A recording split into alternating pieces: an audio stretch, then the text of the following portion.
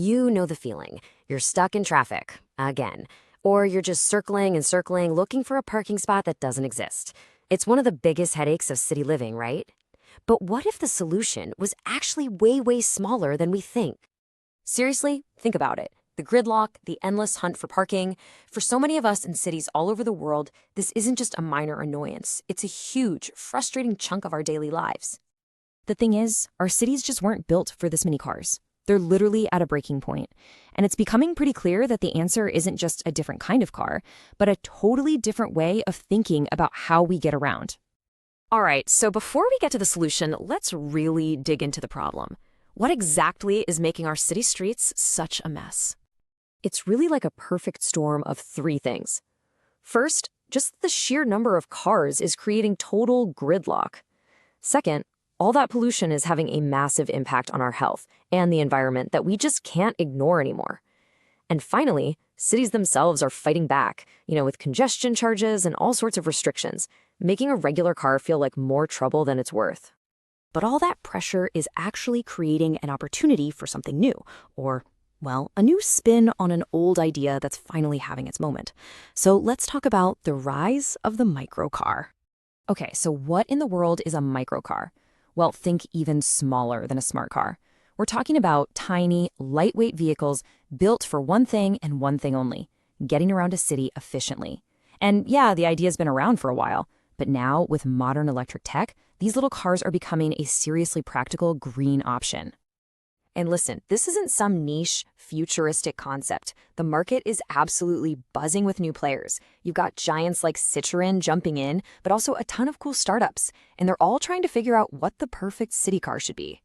For example, you've got the Silence SO4 from Spain, which has this amazing swappable battery system. You just pop it out and carry it inside to charge. How cool is that? Then there's the Eli Zero, which is designed purely for those short little trips around your neighborhood. This variety is what's so exciting. It means we're getting the right tool for the right job. But out of all these new ideas, there's one car that just perfectly captures the whole spirit of this revolution. It's this amazing blend of retro style and forward-thinking tech. So to really understand what's possible, we're going to dive deep into the story of the Microlino. The Microlino is basically a modern all-electric tribute to the famous 1950s Isetta bubble car. It's the brainchild of a Swiss family who looked at city traffic and had a simple thought: the problem isn't our cars, it's that we're using a giant tool for a tiny job. But man, getting this car on the road was a total roller coaster. It was a massive hit when they showed the concept back in 2016. They got thousands of pre-orders.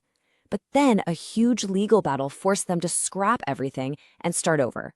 But honestly, it was a blessing in disguise because it led to the Microlino 2.0, which finally started production in Italy in 2022. So after all that drama, what did they actually end up with? Let's get into the nitty-gritty of what makes this little car so special. Okay, one of the smartest moves they made was offering options. It's not one size fits all. You can pick from 3 different battery sizes, which can get you a range of up to 228 kilometers. That's more than enough for a week of city driving for most people. And the best part, no special charger needed. You just plug it into a regular outlet at home. And I know what you're thinking. Can you actually fit anything in it? Well, the company has this kind of cheeky measurement for its trunk space. It sits 2 adults and 3 crates of beer. It's their fun way of saying, yes, you can actually go grocery shopping in this thing. But this is the Microlino's superpower. It's a total game changer for parking. See, the door is on the front of the car, so you can just pull nose first into a tiny spot, open the door, and step right onto the sidewalk. No more parallel parking nightmares, no more squeezing between cars. It's genius. And all this smallness adds up to a huge win for the environment. Because it's so light, it needs a much smaller battery and way less energy to run. So when you look at its entire life cycle, from being built to being driven, its environmental footprint is up to 60% smaller than a typical electric car. That's a massive difference. That incredible efficiency isn't just good for the planet, it's really good for your wallet. When you factor in the purchase price, insurance, and the tiny running costs, the total cost of owning a Microlino can be less than half of what you'd pay for a conventional car. And don't think for a second that this is some flimsy plastic toy. It's got a proper steel and aluminum unibody structure, just like a modern car. a first for a vehicle this size. It's got that Swiss engineering, that Italian craftsmanship, and reviewers say it has this zippy go-kart feeling when you drive it. It's built to be solid and, honestly, to be a lot of fun. Okay, so let's zoom out a bit. What does the rise of cars like the Microlino really mean for the future of our cities? Look, we've got to be realistic here. The upside is huge, right? They could help solve traffic, they're better for the planet, and they're cheaper. But there are trade-offs.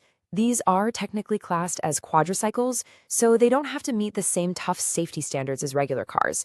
And yeah, that awesome front door, well, it does raise some questions about what happens in a head-on crash. At the end of the day, this whole thing isn't just about swapping big cars for small ones. It's about a fundamental shift in our thinking. It's about finally admitting that using a 2-ton SUV to drive 2 miles to grab a coffee is, let's be honest, complete overkill. So that leaves us with this one big, fascinating question. As our world gets more crowded and our cities get more packed, could the biggest idea in transportation actually be the smallest one?